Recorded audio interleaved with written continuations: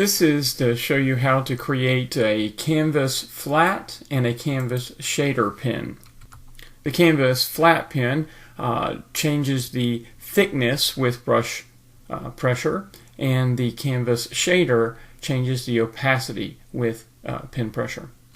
I created these tools to emulate real crayons or colored pencils, but I specifically wanted to emphasize the underlying texture.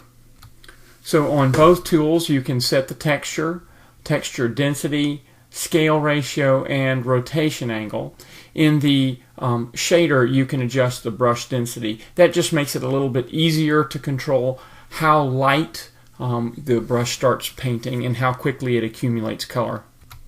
So when shading a flat with these pens, you want to match the scale ratio and the rotation angle, as well as of course the texture.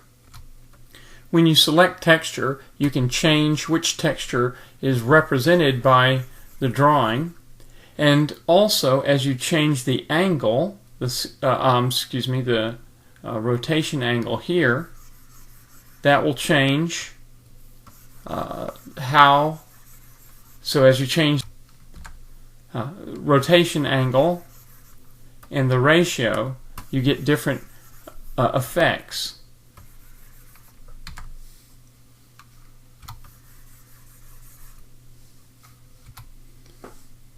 To create the canvas flat, first make sure you duplicate or create a custom subtool.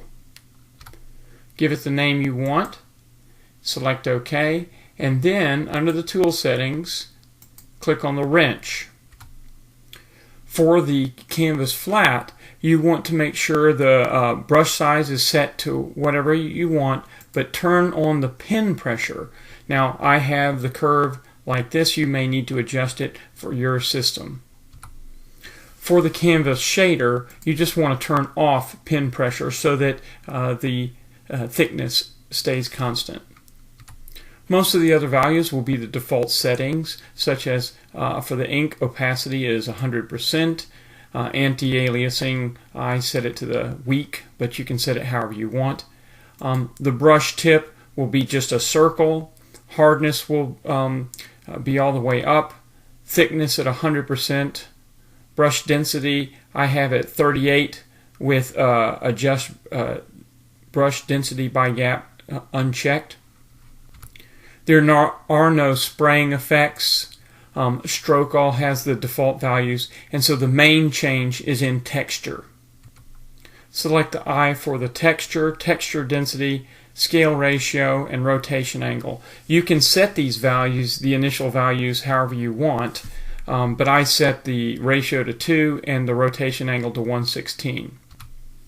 Now the most important settings are to set the method to apply texture to multiply. That's very important. And then make sure that apply each plot is unchecked. Then you also want to make sure that you have emphasized density checked. Texture density should be set to 100. You can reduce this and it will be visible in the controls, but it makes it just a little bit blurry if you reduce the texture density. You can play with that to see what it looks like, but it's only shown up because you want to expose both scale ratio and rotation angle in the main controls. The border of the watercolor, there's no settings there. Erase, default settings. Correction, you can put in stabilization if you want. I didn't expose that, but again, using the default values, starting and ending, no settings, and anti-overflow, no settings.